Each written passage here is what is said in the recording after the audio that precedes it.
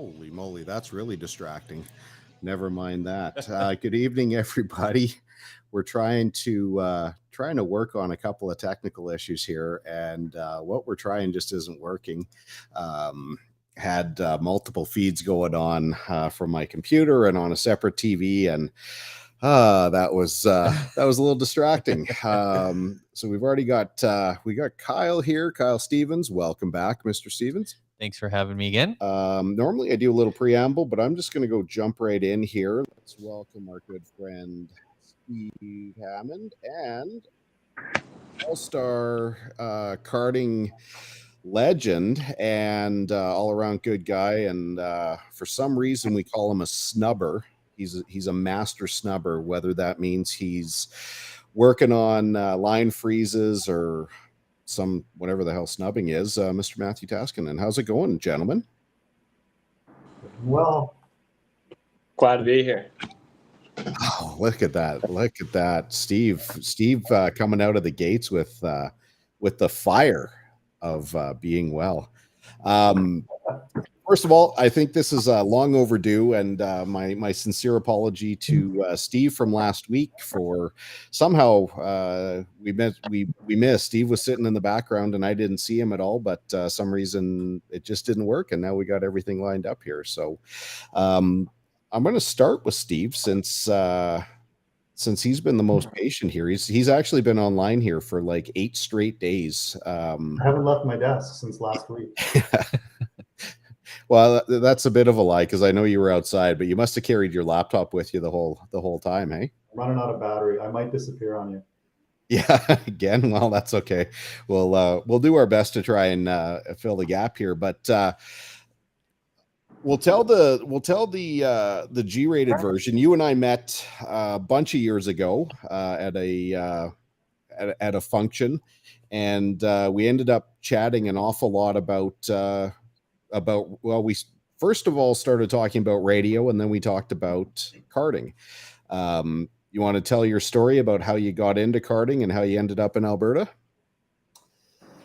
Yeah, well, getting into karting goes way back, like 1996, 97 maybe. I bought my first kart. As far as karting goes, I was probably, older getting into the sport. I was maybe 18, 19 when I bought my first kart, and I didn't even buy it myself. I had to borrow money off of my grandmother, and she lent me the money to go over to Italian Motors in Vancouver, and I bought a Tibi kart from Claudio, and brought it back. That's when I was living in BC, and I brought it back home, and I had no idea what I was looking at and what to do with it, but a few weeks later, I showed up at the Westwood Karting Association, and that was back in the day before the Greg Moore Raceway in Chilliwack. This was when they raced in Abbotsford at the Tradex Center, which was a parking lot track.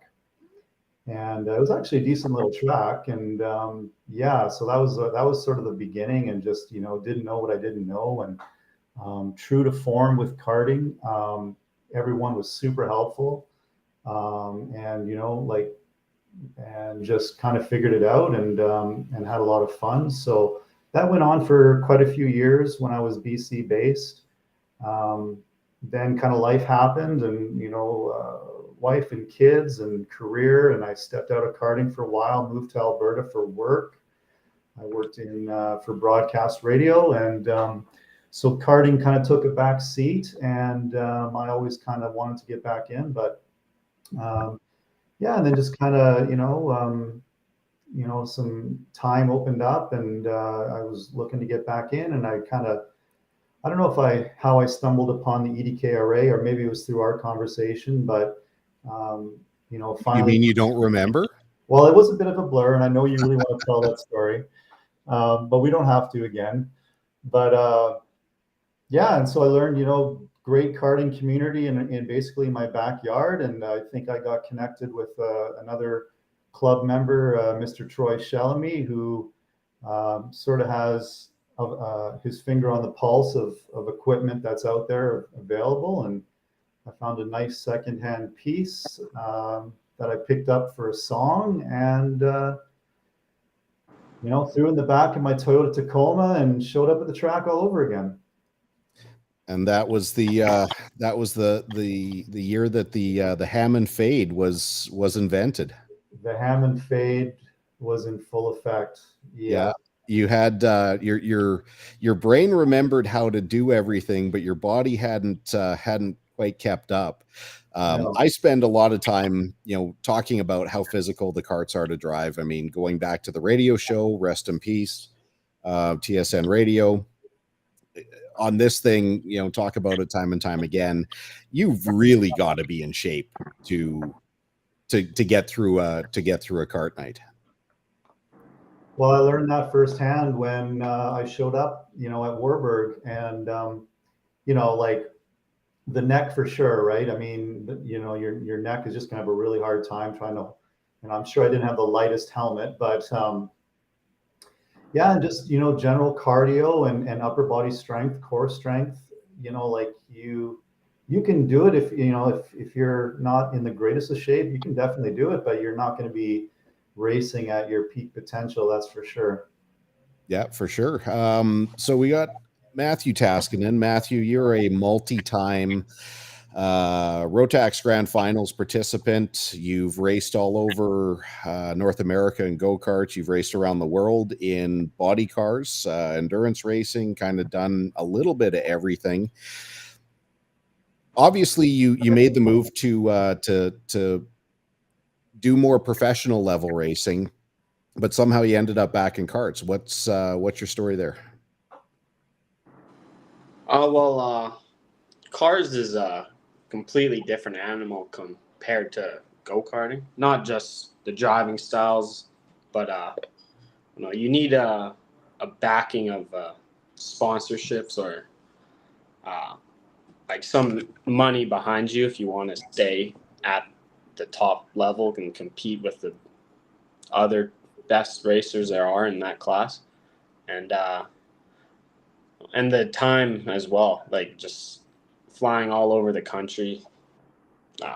And during that time when I was trying to make that move to the next level, that was 2018, 2019, 2020 were my 3 years where I was big into car racing.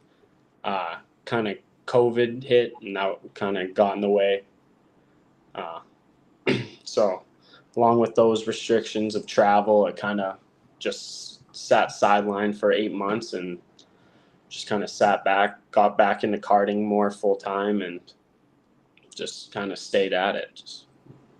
Yeah, and even though you're back in karts, you're still running lots of national, I mean internationally, really. Even this year, you've done some races in the States. You're doing a part-time schedule with Tag out in Quebec, like and having a real good level of success.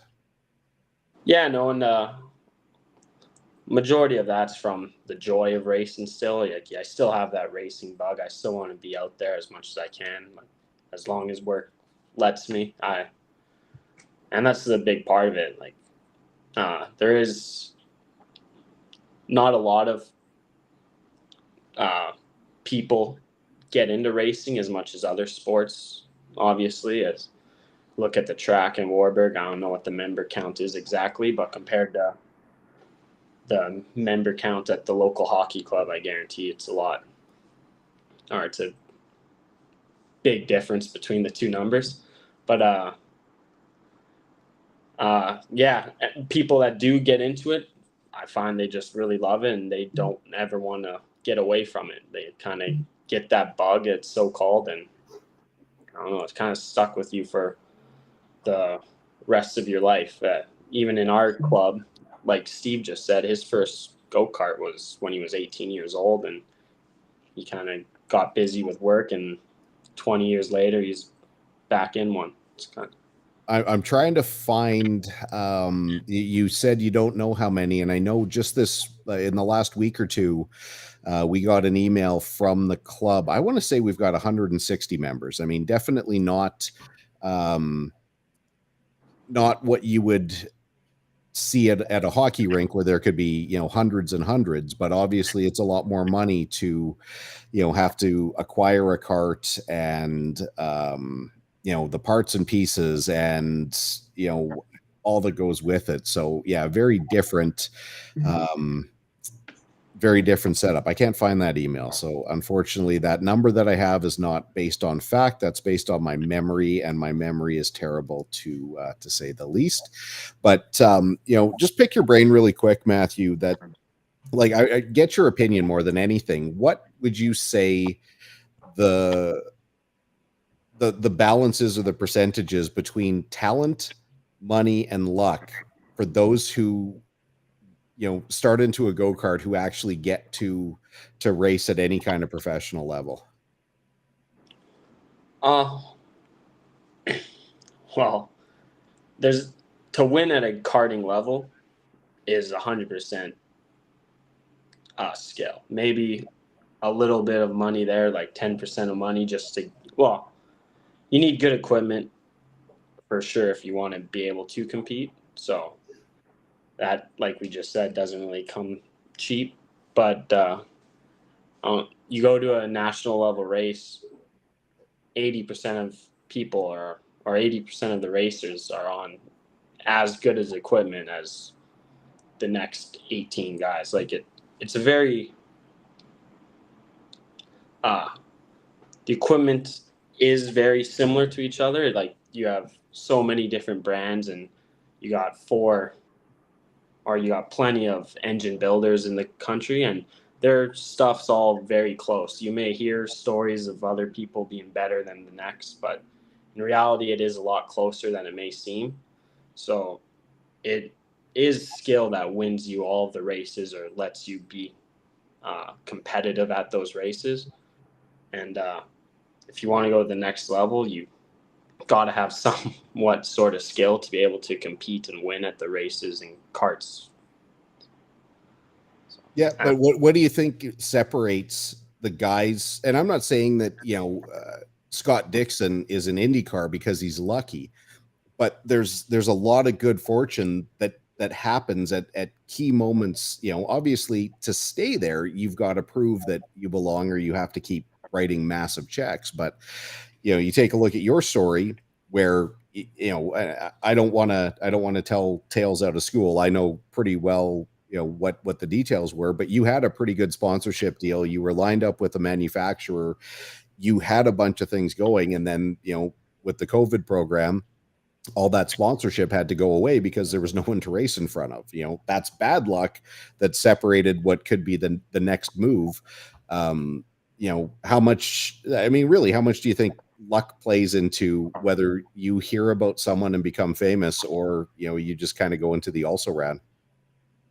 Well, I don't know. My story with COVID was a 1 in 50. Like, it's not every 4 or 5 years COVID's coming out and it's stopping people's lives for a year and a half. So correct. I'd say that's obviously that was tough luck, but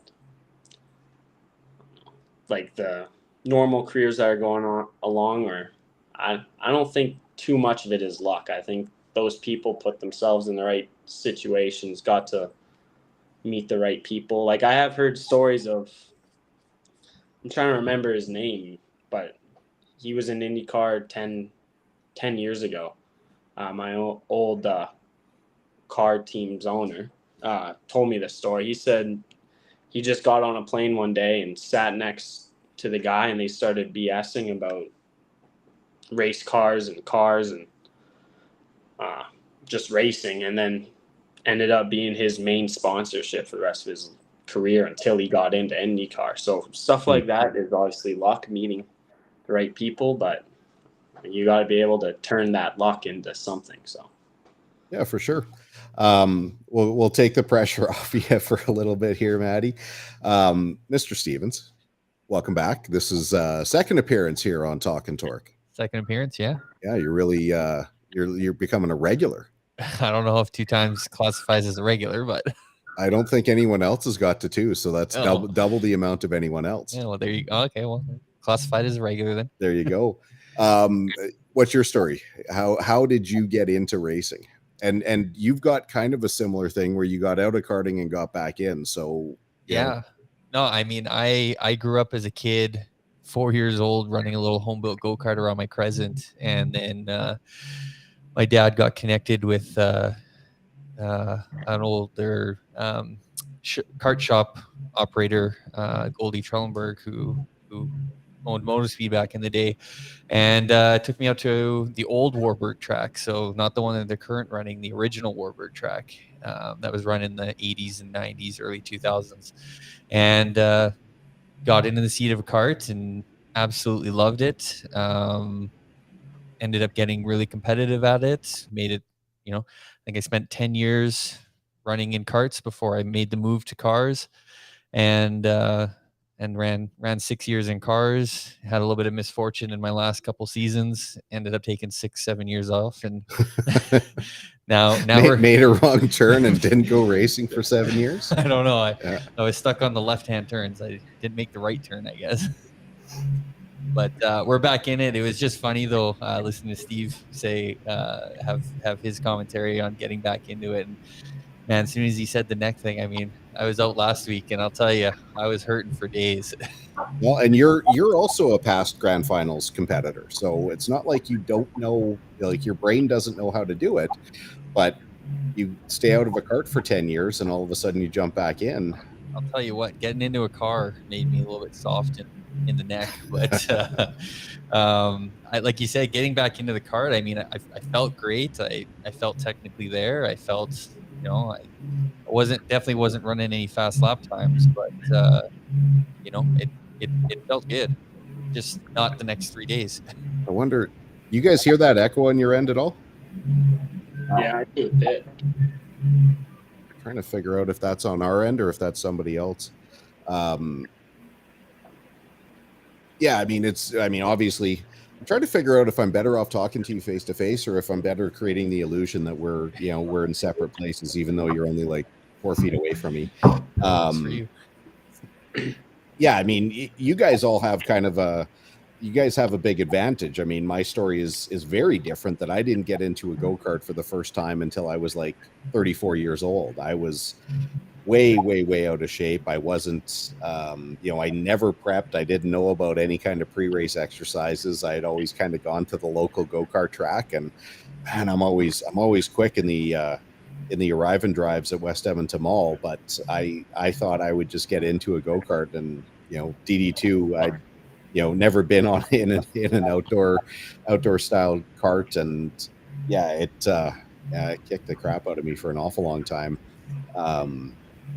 I'm trying to figure out, it sounds like someone's phone is buzzing. I don't know, like, I don't think it's a phone. I think there's just an echo either between me and Kyle here. I'm not sure. I'll try and figure it out here. Obviously not a sound guy, so sorry about that. Want to move on a little bit here. So this weekend, obviously, I'll make it a roundtable choice. Do you want to talk about the Summer Challenge coming up, or do you guys want to talk about the world of motorsport from F1 and IndyCar?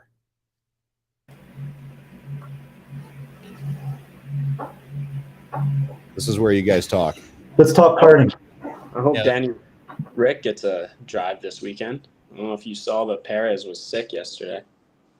Yeah, well, he just missed media day today. Oh yeah, that's it. So we got 2 votes for karting, so we'll keep on the karting thing, and we'll get back to the big stuff here in a little bit. But this weekend, Summer Challenge out at EDKRA. So very fun event, especially based on the last couple of years where, our track EDKRA really does a great job. I wanted to get out and do some testing this week, and I can't because the track shut down for preparation to make sure everything's clean, the grass is done, all the banners get hung for all the sponsors, et cetera, et cetera. I think all but Kyle are going to be, you're racing, eh, Steve? Yes. Yeah, and I talked to your father today, Matthew, and you guys are trying to get everything lined up. So you guys have any expectations for this weekend? For me, I'm just kind of treating it like another Wednesday, except it's a Friday. So, I'm just going to stick with my routine and how I kind of prepare for a race. Kind of big question mark on whether we're going to get some moisture or not. But the forecast has kind of been all over the map. The forecast has gotten a little better here in the last 24 hours. So I'm kind of itching for a rain race, to be honest. I think for a guy like me, there's opportunity in the rain. So if it does get wet, that's not going to bother me at all. Yeah, we're gonna get some. I think we got a little bit of family coming out, so kind of treating like a bit of a special event for supporters who wanted to come out and check it out. It's a little bit more exciting this time around because there's going to be, the club at large will be there, so it's going to be, I think a little bit more of an exciting atmosphere, and of course some live music and the fireworks would be pretty cool. But in terms of the race itself, it's just treating it like any other race and try to be competitive and do my best and have some fun. Well, you're also you're in a bounce back. You took last year off, so this is and you've been quick. I mean, there's no two ways about it. You're kind of back where you normally run, knocking on top fives throughout the 397 class. Did you? I'm dying to know. I got to be careful because we're also competitors, and I'm not looking to steal information. But you must have done a lot of work last year. I mean, you came out to the track and supported a lot of drivers and hung out, at a bunch of races last year. But what was your off-season training like? To be honest, I've never worked harder in the off season than I did this past season. Not just for karting, but just for personal growth and things of that nature. But hit the gym really hard. I got some support with a trainer to help show me better ways to train. And so from the period of I'd say November 15th to May 1st was pretty dedicated in terms of my fitness. I'll be honest, as soon as the race season started, I definitely let my foot off the pedal a little bit in terms of getting into the gym. But so I need to stay disciplined there. But in terms of off season, yeah, so worked a lot on personal fitness, reviewed a lot of video, just watching where I make mistakes, trying to just eliminate mistakes. And then, yeah, I got a few little parts and pieces for the kart, but in terms of on the technical side, on the equipment side, I'm pretty much in the same piece as I was in from the last season I raced, and had my engine rebuilt though top to bottom with Overdrive Motorsports down in Calgary for this season, which I feel like I've got a good stove mounted to the chassis, and I'm probably making decent horsepower relative to the field. So yeah, it all just comes back to me, right? And just try not to make mistakes and be consistent and don't wreck and all that stuff.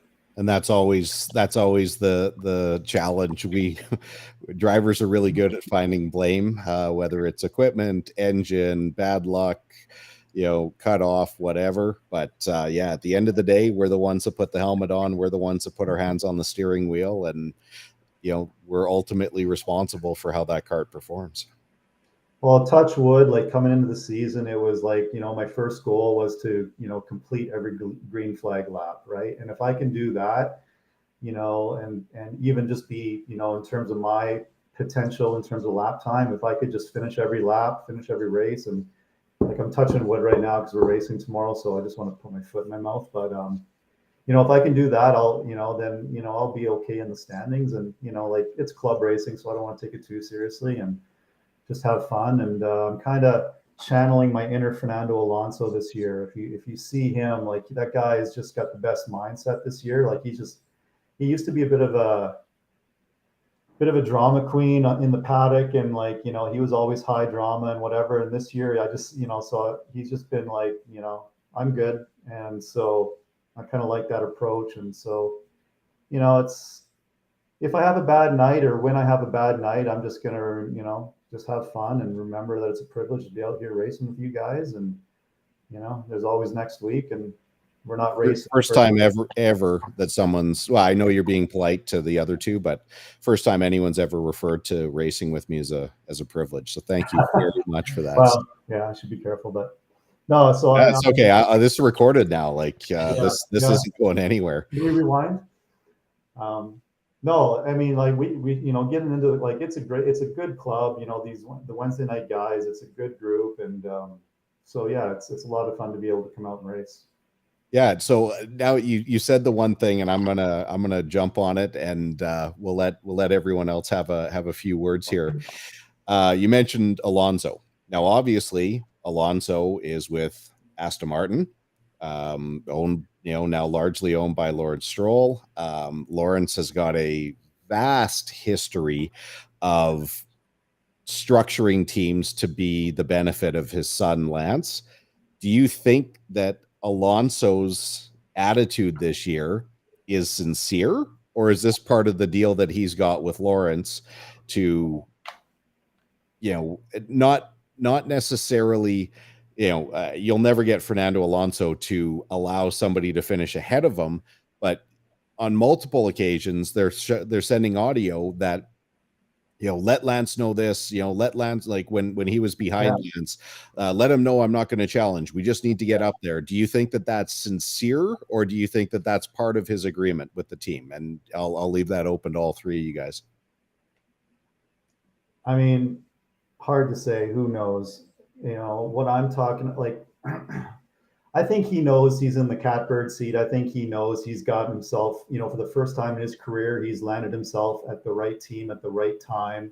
He's in the right place at the right time, and he's got a ton of opportunities. So, I think he's got that, shit-eating grin, from the morning he wakes up till, and he's just loving life. But, I'm kind of speaking to, I don't know. I think he's a little bit of a different Fernando, like, based on, like back in the old days, like, 10 years ago or whatever. The Fernando that single-handedly ended McLaren's association with Honda. Yeah, like all that kind of stuff, right? So he's matured, and he's one of these rare drivers that can be pushing 40 or 40 plus and compete at that level is a special thing. And there's only, you can count them on one hand, the amount of F1 drivers that are lucky enough to be able to do that.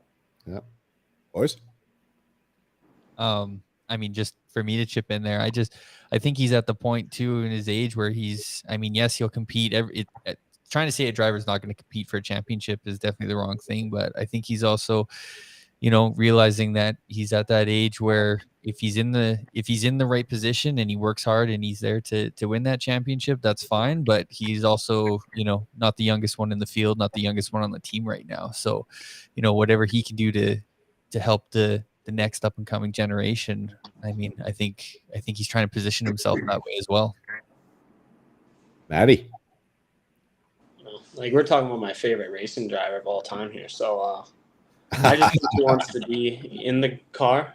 And I don't know, from what I read in the off season, Alpine wasn't willing to give him the length that Aston did. So I don't know, and I think that's all it is. He just wants to be in the car. He doesn't care what the rules are. He just wants to be back racing in F1. So, well, and a part of it is he's had an amazing career. What can he pass on to Lance, right? Yeah, and that's probably obviously he can pass lots on, but he can pass it on without being in the car. So, well, he had Fettel to learn from last year though too. So, talk about a hard position for Lance to be in, right? Because it's really shining a light on. I mean, it's kind of like, being a teammate to Max Verstappen, almost like that, in the sense that, it's really going to highlight, Lance's deficiencies. I don't know what the word is, but if they've got Fernando long term, and I heard the same thing, Maddie, in terms of what lured him over was duration of contract, right? It wasn't about money; he wanted years. So, so conceivably, Alonso's not going anywhere, and if Papa Stroll is really, about bringing that team to the top of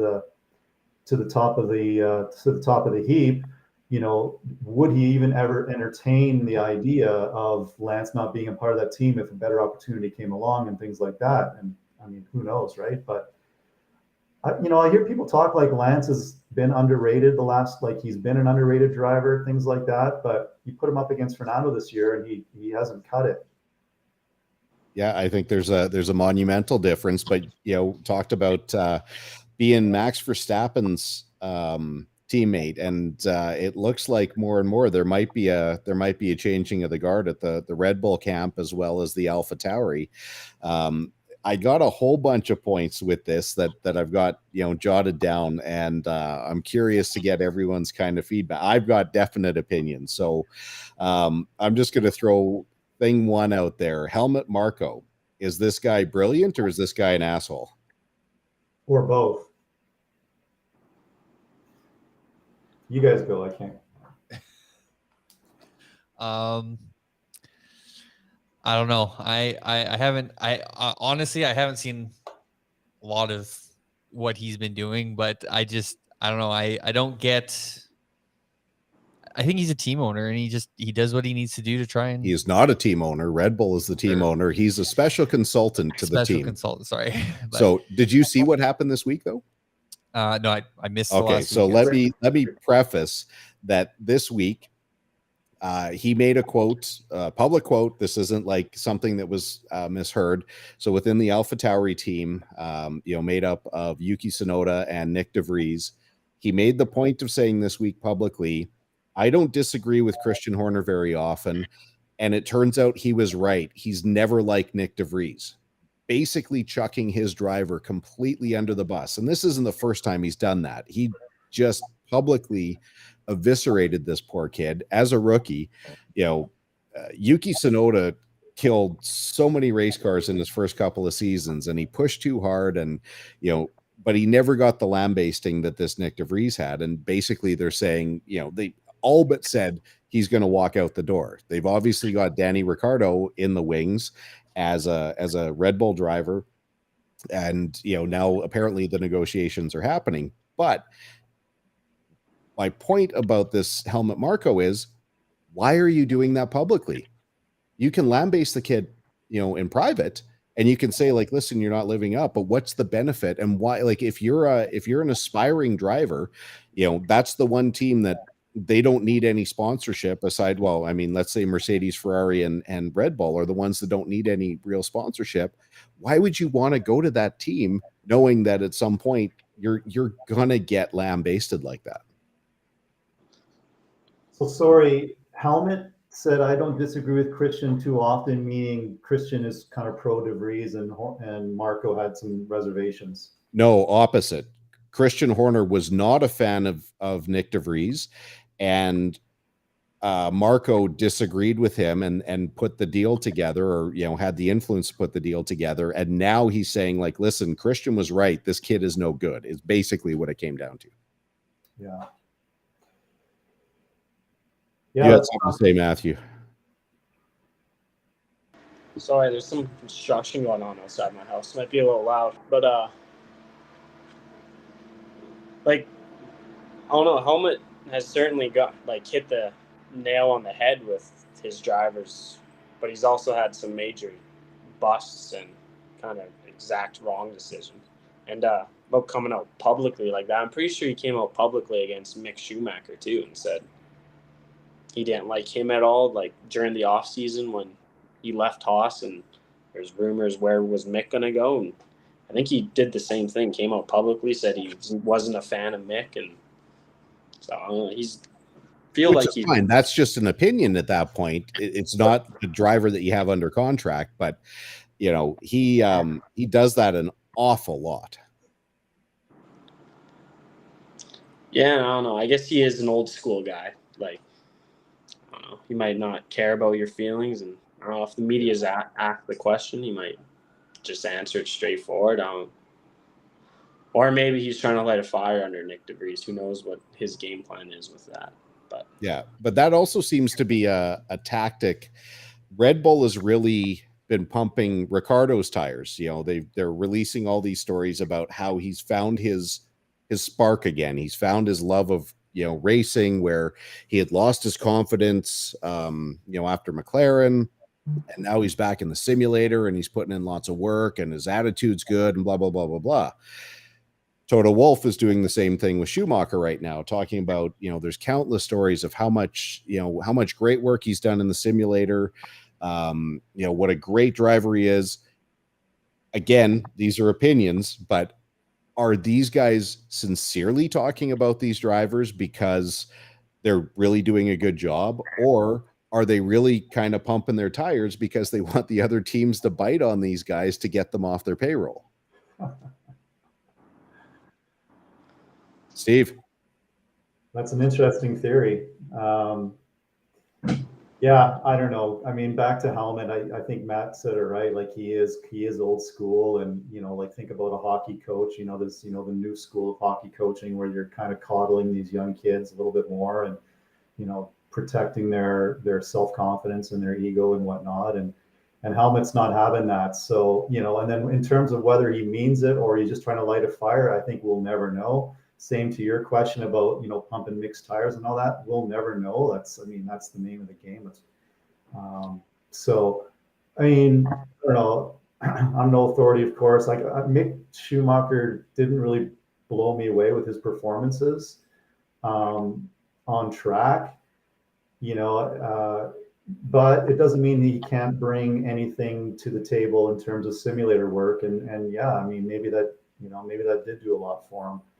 In terms of De Vries and all that, like I don't know what these guys are expecting. Like you got to remember, I don't know De Vries' whole story, but I'm sure he's had a lot of F2 champion. He's a Formula E champion. He's basically won in everything he's ever been in. Okay. Yeah. Okay. Yeah. Yeah, I don't know. It's like but I mean, we'd agree that Formula One is put all that behind you. Formula One is a big level up from that, and how many races in are we, and what do you expect? What do you want? And if you want these guys to step into the sport and be extracting the absolute maximum out of the car from race one, and be on Tsunoda's heels from rate, like I don't know if that's what the expectation was, and he's not delivering, then sure, there's a problem. But that's an unrealistic expectation. Well, that's what I'm saying. Right? You can't expect a rookie to get up to speed year. I mean, the rookies that come in and perform out of the blocks are less than 5% in my opinion, and to destroy these kids publicly like that. Again, the guy's a rookie. I mean, kid, not kid, whatever. I mean, they're all young men or whatever you want to call them. What's the benefit to making this kid feel like an asshole? Yeah. Well, in today's world, that's probably the wrong play. If he did do it to try to light a fire, I don't see that helping, man. Not at all. You had something you wanted to say there a few minutes ago, Matthew. Oh, I was just going to say that De Vries isn't really your standard rookie. I believe he is 25 or 24, isn't he? Something like I'm not sure of his age. Yeah, because I think he won it the year Latifi came into F1, I believe, F2. Because he went to Formula E and Latifi jumped up to Formula One. He beat him in the championship though. But and he wasn't a Red Bull driver ever until this year, so maybe that's got something to do with it too. Like I don't know how. I'm trying to think of the word. Like if Red Bull had him ever since he was 16 or 17 years old, I'm sure Helmet may be a little bit more sincere to him, but the fact that he just kind of hopped in this one year and hasn't been living up to what he, in Helmet's eyes, wanted him to, maybe changes. That was their decision. That wasn't De Vries' decision. No, they went after him, and the same thing, with Perez. I mean, typically the Red Bull program was just that. I mean, you started as a junior driver; they funded you the whole way up, and now they're starting to deviate from that model. They're not relying solely on their in-house drivers. They're looking outside. It was De Vries that jumped in the Williams last season for that one-off. Yep. Yeah, and he crushed it, didn't he? Sure did. Yeah. In a car that he finished, what was it, eighth with no testing, with no practice, with nothing, and scored points. Like even George Russell wasn't able to do that, for years until, the very end of his Williams career. I don't know. Red Bull, I just get the sense Red Bull just chews up drivers. I think it's a very difficult environment for drivers. It is purely if you're not performing, like, it's much tougher, I think, to be in that organization as a driver. So maybe that's par for the course. We haven't heard from you for a while, Kyle. What are your thoughts, Kyle? I'm just thinking, how much is hearing all this? How much is this him covering his own ass, so to speak? Marco? Yeah, I mean, he's gone and picked these drivers and is trying to develop them, and they're, he's not doing what he set out to do. He's not having that 8th place performance and a one-off step in or dominating. So now he's coming out and saying, well, you know what, maybe I'm agreeing with him. And I mean, it's the wrong platform to do it. You don't do that publicly. That's something you should be doing behind the doors. Yep. You got someone in your background there, Matthew, that has an opinion? Oh no, he just walked downstairs. It's my roommate. No, he doesn't know much about racing. I'm sure he's quite. None of us do. I got a great quote. Change gears here a little bit. A great quote from Tony Stewart. I tend to stay away from NASCAR. I'm really disgusted with professional, cup level NASCAR. But there was a really, really interesting story that I read last week, talking about the difficulty that cup level officials have with some of these controversies that have come up this year. Said now they've backed themselves into a corner with the greed to the gambling side of this.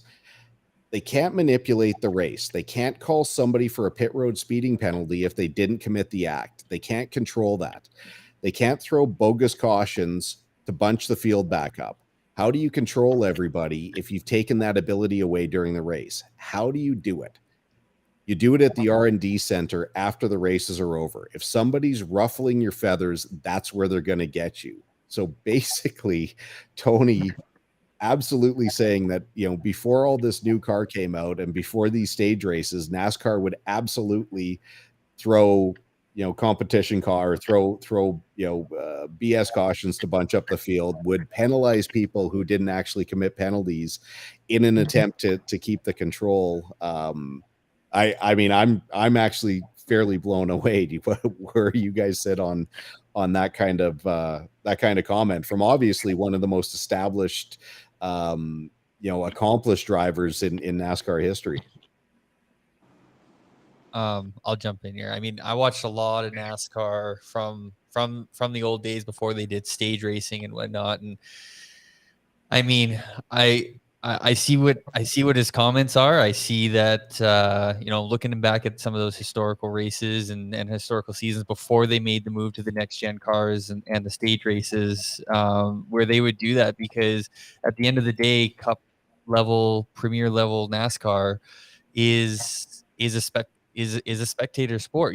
They're racing there. The drivers are racing there to drive and race the race. But at the end of the day, NASCAR is there to put on a good show, to bring in the revenue, to bring in the tracks revenue and spotlight. So, I think, when they saw Jimmy Johnson in the early mid 2000s winning 7 championships, they started to see a decline there. Then they got to start doing something about that. Yeah. And I disagree wholeheartedly and vehemently.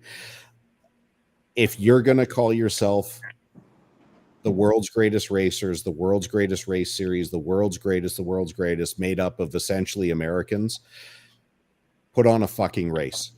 Make it a race. Sometimes when somebody hits on something, they're going to win by a lap. Jeff Burton did it at Loudon. It happens from time to time. And yes, sometimes when a team hits on something, like, the 48 team did there when Johnson won 7 championships, racked up a bazillion wins, it happens. You don't change the rules to artificially alter the race. And this whole green, white checkers bullshit is the worst thing that they've ever done, because they say that they're trying to create a green flag finish. But when you bunch up the field that many times and you have that many cars running that close, it just turns into disaster. And when you know that it's going to come down to that, like 70% of the time, 80% of the time, it's not exciting anymore, because it's the same bloody thing that happened last week and the same thing that happened the week before. Oh, and I wasn't agreeing with that either. I wasn't saying that that's that's something that they should do. If they're gonna go that way, stop calling yourself racing. Call yourself vehicular entertainment. Call yourself WW NASCAR. Like same thing as soon as they went to stage wrestling. racing to try and do whatever they're doing. I mean, I haven't thoroughly followed NASCAR in probably 6 to 7 years. Yeah, or more. Boys, Maddie? I got nothing about NASCAR. I'm the same boat. I used to, I had some history in oval racing, and I used to be a huge NASCAR fan going back to the early 2000s, the late 90s, early 2000s.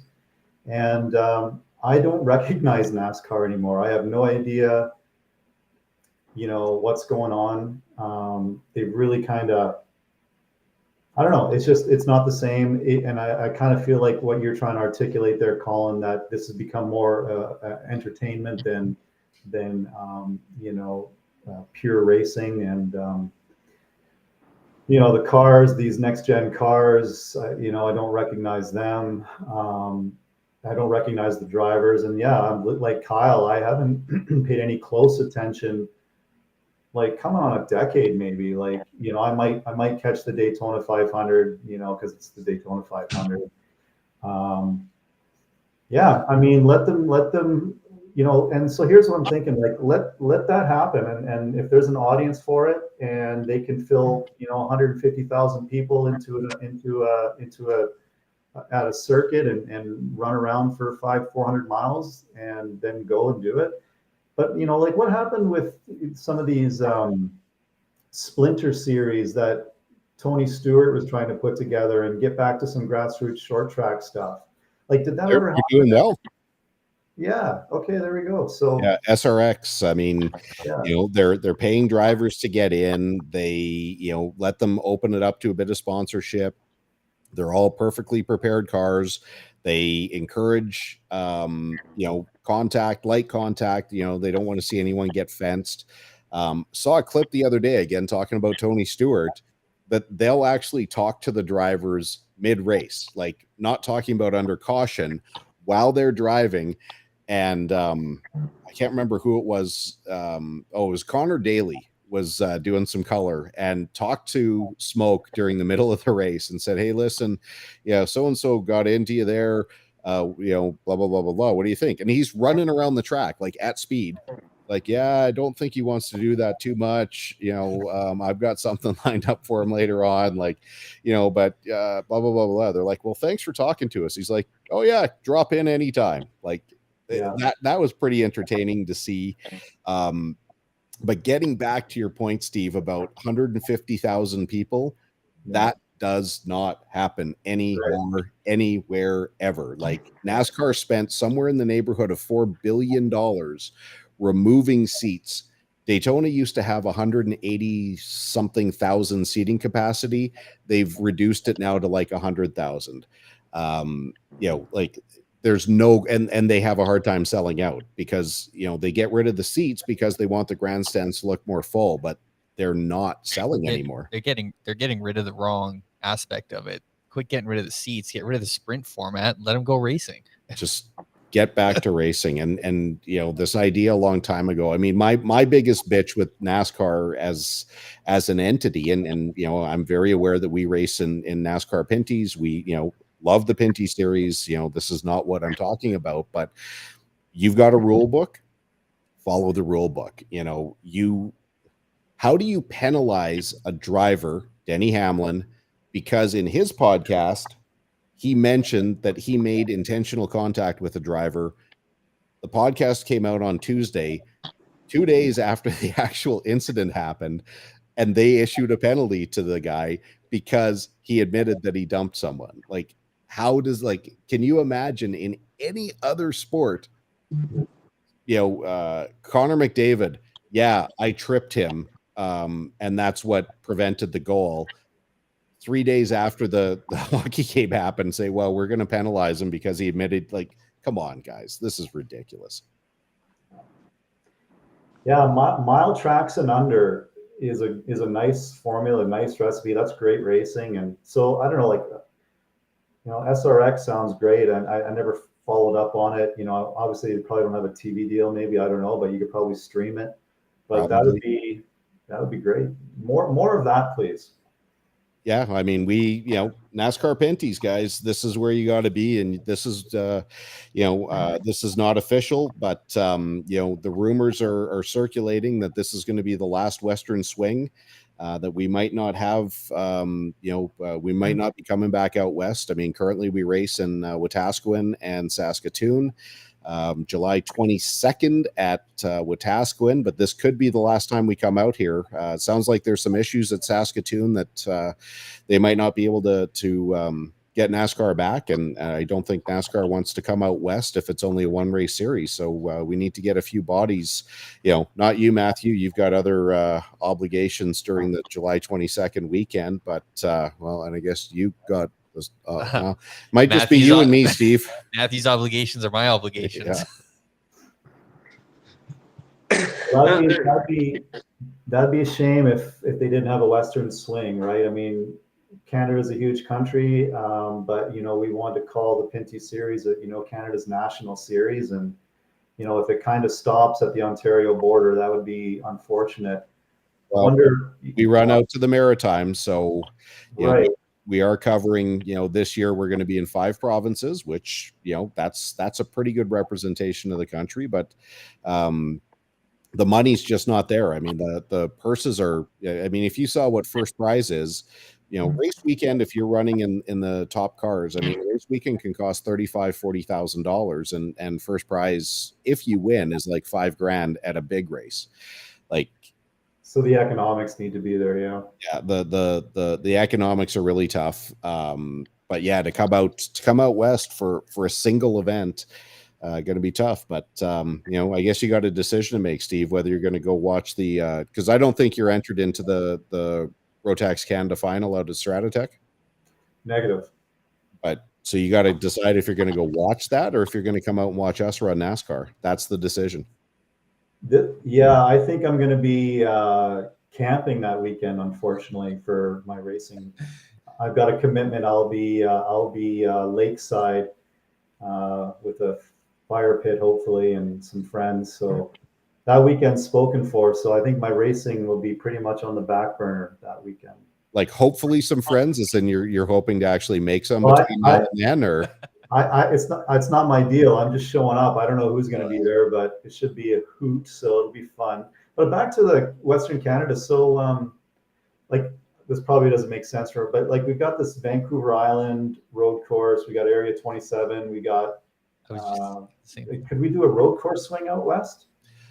I don't think so. I haven't seen Area 27 in quite some time, but the last time I saw any of the events from Area 27, there's no real runoffs. There's no the safety structure out there is pretty rudimentary. When I was watching the last races, it's more than a year ago, one of the driver's cars disabled, caught on fire. It took the safety crews I'm going to say at least 2, if not 3 minutes to arrive to the car. And when the safety crew arrived, the guy who jumped out was in shorts and a t-shirt and had a fire extinguisher. If I'm, you've got to plan for the worst scenario, but if you're a driver trapped in a burning car and the guy who shows up can't get to you because he doesn't have Nomex, he doesn't have equipment, that's very, very, very, very bad. So yeah, I just don't think they're ready. I don't know about the Vancouver Island circuit. Medicine Hat has an oval. I don't think we would want to race there. You don't want to race there. Penticton has a resurrected oval, but that's really aligned with the same RS1 Area 27 series. I think that really they've structured that series to be the alternative to NASCAR, where you can get into you and I, Steve, can get into one of those cars. Kyle and Matthew have done professional racing. You and I are kind of schmucks, but any of us can get into that. You pay $5,000, at least the last I heard, and you're running, and there's no cost. You don't have the only cost is crash damage. You don't put fuel in it. You don't touch the tires. You have no crew. Like it's a really cool way to get to do some high level racing. But yeah, I don't know what the alternative would be. I mean, Saskatoon is such a great oval. Like you've been there, you've raced there. Yep. Have you raced? You haven't done anything there, have you, Matthew? No, I've never been on that car track before. Have you seen it? No, I don't think I have. You drive right past it when we go to Martinsville, but the track itself is like just unbelievably awesome. That when they built the track, they actually dug it down, so it's like 25 feet below ground. So there's no wind. Great banking, great surface. It's a nice track. We used to have like 8,500 to 10,000 people come out to that race. And, because the structure of the track, they're a members owned facility, and it seems like they're in a bit of disarray. There's nobody really running things, and the attendance has really dropped off. But I hope, I always look forward to, I mean, obviously being based here in the West, it's, it's where we get to showcase everything. We, get to do a lot of media because I've got a fairly well-known driver.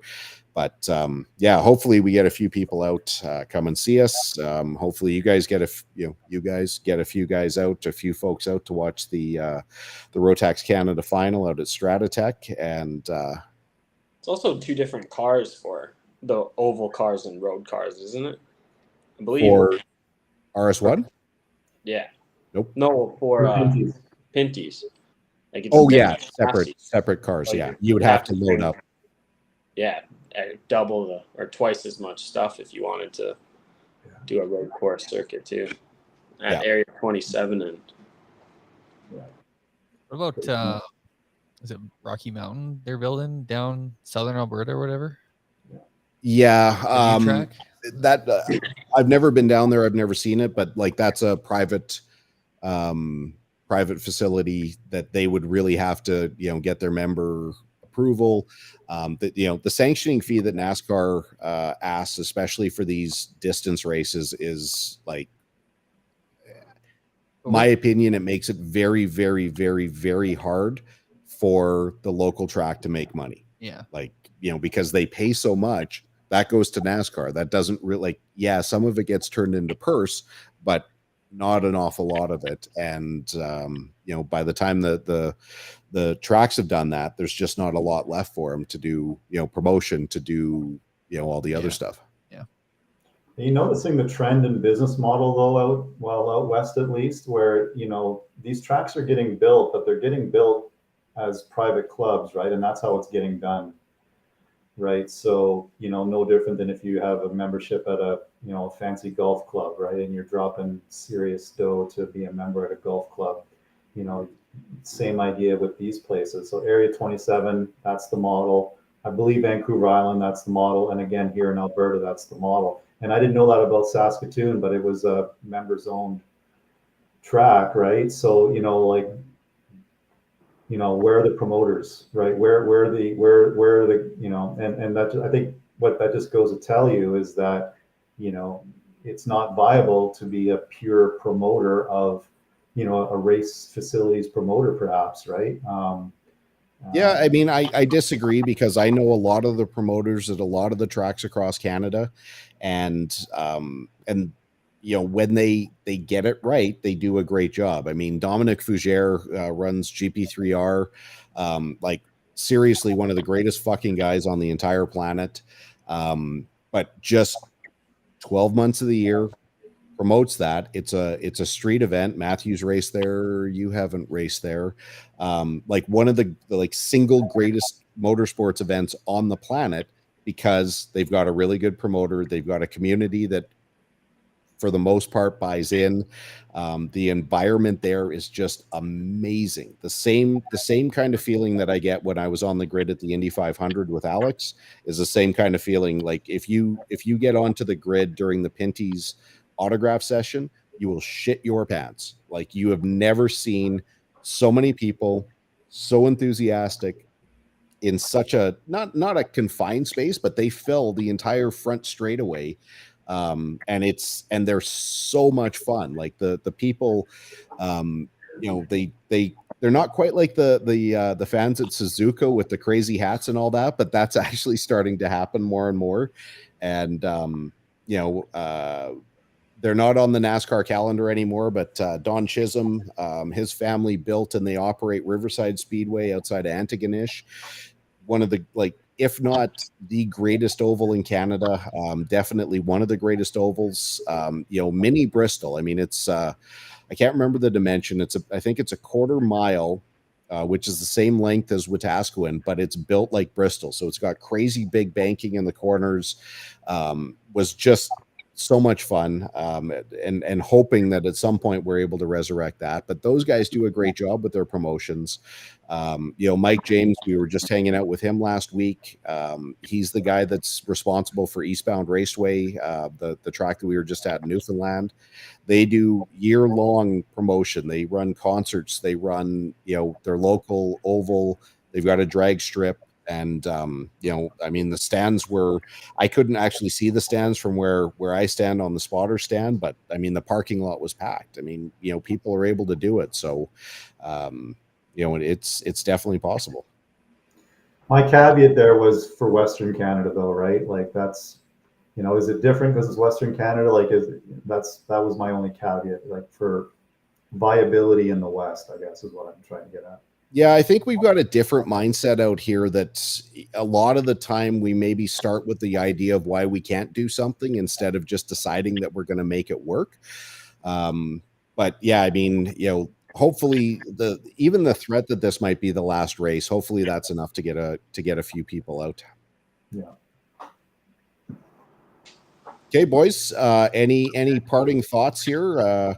No, we didn't really get any shit talk. We didn't really get any kind of banter. I mean, Matthew and Steve, you guys are going to be racing against each other tomorrow night. What's the program here? Who's going to do the deep digging? Who's going to? I mean, candidly, if it rains, the race is over. Matthew's probably going to win by a lap. Like the last time I watched that kid race in the rain was at Tremblant, whatever that was last year, and he pretty much lapped the field.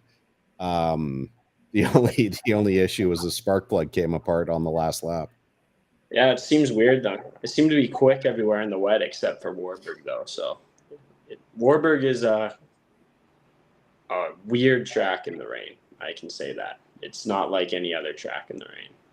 Well, good news is you got a Jonathan, by text. You've got Tag. You've got Jonah. All these guys are going to help with the setup. There's just so much rubber down. Like obviously, the wet racing line. You want to stay off the rubber, but in Warburg, there's so much like outside, and the rubber's just covered in the entire track. It's a tough track to get around once it gets slick. That's for sure. You want to see a weird track in the rain? Wait till you get to Stratotech if it rains. Yeah, that'll be a challenge, that one. Yeah, you're not going to hit 135 an hour on the front straightaway, but man, there's a lot of pant pissing moments out at that track. Yeah. Sorry, Steve. Well, yeah, I mean, in terms of Matty, I mean, the best part of Matty's race I know is his rear bumper. That's about as that just kind of drives off into the distance. So my race isn't really with Matt, but there's a good little group of guys that I'm racing with every week, and so we'll just see how it goes. But I don't know. I mean, rain or shine, whatever. Let's go and have some fun and just put my best foot out there. And so, out of your group, who's your group that you're racing with, Steve? Well, we got that rookie Juan. Juan is in a Burrell Art, and he's quick. Scary. And it's funny, his story coming from Colombia. He's come to Canada for work, and I think anyway, he's here. But back home, he never wrenched a kart. He never touched a wrench. He always had, just the way they operate down there, you're assigned a mechanic, and so he just drove. And so his learning curve has been about working on preparing his kart and adjusting his kart and whatnot. So he's in the mix. The 53, Craig is in the mix. Ryan Barry has leveled up, so he used to be in the mix, but I think he's stepped it up, and he's you know, like when you look at the field, there's there's the any Dowler that's on the track, and then Maddie, Ryan Barry is kind of Dowlers and then Tasky. yeah, and Okay.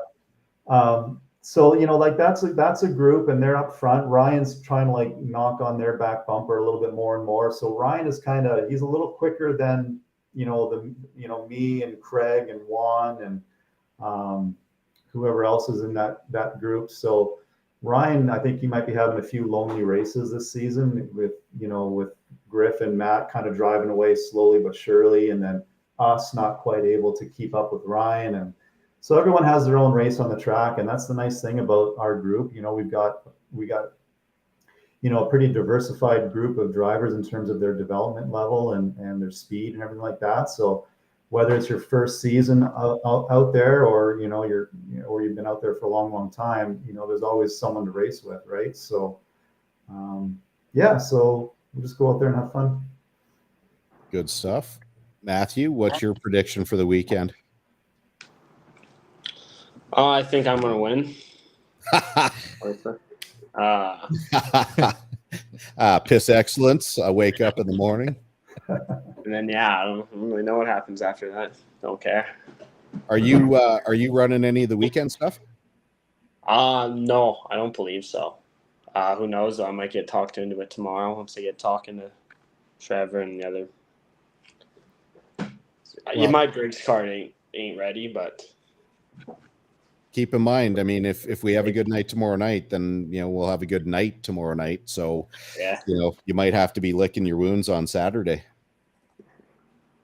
I don't know. Let's hope not. Let's hope I don't get too crazy tomorrow. We'll see. We got the good tequila in the camper though, and we'll get at the podium. Might be a real podium this club race too. Once the summer challenge should be full podium. Check presentations for Super Pole and for all the heat wins or not heat wins, but for second, third. So that's always a fun thing. But Steve and Craig, they're putting on the burger bar tomorrow night, and for our burger providers, I'll make sure. Again, I got the good tequila tomorrow, Steve, so I'm going to make sure that I get at least 1 or 2 shots down your and Craig's throat. That's my way of saying thank you.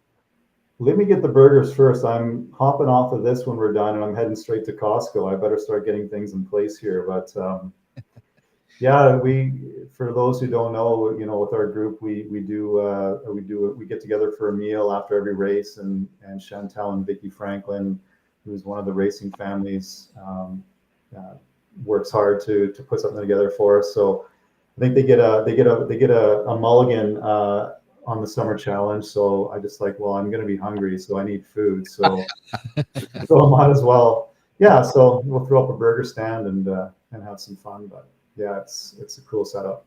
Yeah. Hey, you're talking to half the group here is a 420. So any mention of food, we're going to be there. I'll get a few extras. Well, like I said, we're going to trade some tequila. Like it's the good tequila too. Yeah. Well, it has to be good tequila. I'm not a teenager anymore, and you just can't handle that other stuff. But how are we looking for registrations for Friday night? What do the numbers look like? No clue. Okay. I'll be there. Maddie will be there. You'll be there. That's at least 3. I think it's same as the Wednesdays, like 26, 28 guys. Nice. Awesome. Yeah. I'd really like to see us broken into separate 397 and 420 heats, so we're not on track together and we don't have that mix match, especially because it's a cash race, and especially because you get a 420 that's pretty quick around a 397 that's pretty slow, and the 397 wants to get back up for their next position. It gets really, really messy sometimes, especially when it gets a little bit more serious. How far out are they paying this? I didn't even see that. Usually it's top 3. Okay. Yeah, so there's at least if it's the same as last year, there's a prize, a cash prize for Super Pole. So you go through, and the way it worked last year, if I remember correctly, you go through a regular pole, which is I think that's how the running orders start. And then there's a super pole where like the top 5 go out onto the track for one more run. And the winner of that gets a check for, a couple $100. And then, top 3 walk away with a check. That's so cool. It's so foreign to karting when there's money on the line. I've still got my very first check. It's hanging on my wall from, can't quite see. I think it was 2018. My first prize check in 420, which turned me into a professional race car driver. You're a money earning driver. Hell yeah! Hasn't been cashed yet though, so hasn't been put in the pocket. You should have cashed it. It's worth more as a wall hanging. It's sentimental value, man. Doesn't happen very often, but yeah, really good, boys. You any final thoughts? Any parting words of wisdom? No wisdom for me, but I'll just say good luck to everybody racing this weekend. Yeah, Lake Boy, he's not even going to come out. Yeah, not a man of much. So, Kyle's taken the weekend off to go hang out at the lake because it's Canada Day, and they've apparently got someplace to hang out at the lake. But the hardcores, the real racers, the committed ones, the dedicated ones will be there. We'll be honing our craft. I'll just put it on the record that I was one of the few guys that put their hand up when we got rained out there a couple of weeks ago. I put my hand up and I said, "Let's go," and so I was ready to go. So I'm committed. But yeah, I get that. The problem is that I value and respect our volunteers, and would not ask corner workers to be in a dangerous or unfriendly situation. Touche. Well, I kind of put my hand up saying, "Jesus, I hope we don't actually race." you put it halfway. Like, it wasn't like, okay, good. Yeah. So I actually went out to the track that night, and when I got out there were only 2 carts on track, and it was the Smith twins, and they were like having the time of their life. They were knocking off each other. They were spinning off the track. They were like typical Smith fashion. They were going, full speed or nothing. So that was kind of fun to watch. Nice. Okay, boys. Well, thanks for jumping in. If there's anything else, I'll give you one last shot at your final words here. Stevie. Kudos to Colin for doing this and for inviting all of us on. I'm happy to get involved in anything that helps to grow the sport. I think there's a ton of growth opportunity for our club. The Netflix effect, I think, is a huge opportunity that we could be doing a lot to grow our club. So, hey, if it's a podcast to talk about karting, then hey, I'm in. So thanks for doing that, and I'm happy to be a part of it. You're most welcome, and you're welcome back anytime. Okay, we'll see you tomorrow. There goes Steve Hammond. Maddie? Yeah, thanks for having me. Not the best talker out there, but appreciated having to say something. Yeah, no, that's pretty much it. I think Steve had a very good one. I don't know if I could top that. Well, you pay attention, you make notes, and practice in the mirror once in a while. We'll bring you back on. This is the beauty of the podcast, is that there's no right, there's no wrong. Just talk sincerely and let it happen. Yeah, okay. Yeah, I appreciate it. I'll see you tomorrow. Cool, man. Have a good night. Yeah, you too. Yep. And there goes Maddie, and now we're down to Hollywood Stevens. Yeah. I mean, I guess I'm a regular now. Two makes me a regular, so 2 makes you regular. No parting words? No, just good luck to all you guys this weekend, and remember, as a great rally driver once said, if in doubt, flat out. He's not the best in the business for nothing, folks. And now I get the spotlight, which is really the way it should be. Yeah, really, really grateful for my friend Steve, Maddie. Obviously, Matthew runs our cart. Kyle runs our brand of cart. But the karting family is so much more than what make or model you've got. you know, make a lot of great friends. We've got a very, very social club. And I would say 95% of our group gets along. Hoping to do another one of these later on in the season. And, you know, hopefully we get a better mix of drivers. I think we got a lot of drivers who are fairly shy and don't really like throwing it out there, but hopefully they see this, they figure out it's not so scary, and we get to tell a story and maybe expose a few more people to another style of racing. But that's about it. Want to do a little bit of follow up of our last race at Eastbound. We'll save that for next week. I actually have a pretty good guest lined up, but I'll save that as well. And Roy, thanks for the kind note. We'll throw this up here and I'll try and answer this publicly. Do DD2 usually race at regular club races, not DD2? There is a small number of people who will race their DD2 on the weekends at the club races. They usually race at the same time as the shifters, but our main DD2 club races on Wednesdays. As you heard, we get really large crowds. A really large field, I should say. We have something like 35 registered drivers, and we'll get you know, I think our biggest field has been 28 carts. So, you know, for Wednesday night or for any Rotax class, that's pretty substantial. But yeah, come out if anyone's interested. Come out tomorrow night. We start qualifying at 5 p.m. until 6. Generally speaking, heat 1 happens about 6:30, and we'll run 3 heats through the night of 10 laps, and then a 12-lap final. We're generally wrapped up by about 8:30, so lots of time to socialize. There's still lots of daylight this time of year. Obviously, we just hit the summer solstice, and then, you know, aside from our DD2 program only runs on Friday, but through the weekend, you can get out and watch Shifter, Briggs, all the Rotax classes, and see everything that EDKRA has to offer. As always, I'm always available, easy to find. You can see my Talkin Torque tag at Talkin Torque. You can email me at any time, heythere@talkintorque.ca, and I will be back next Thursday.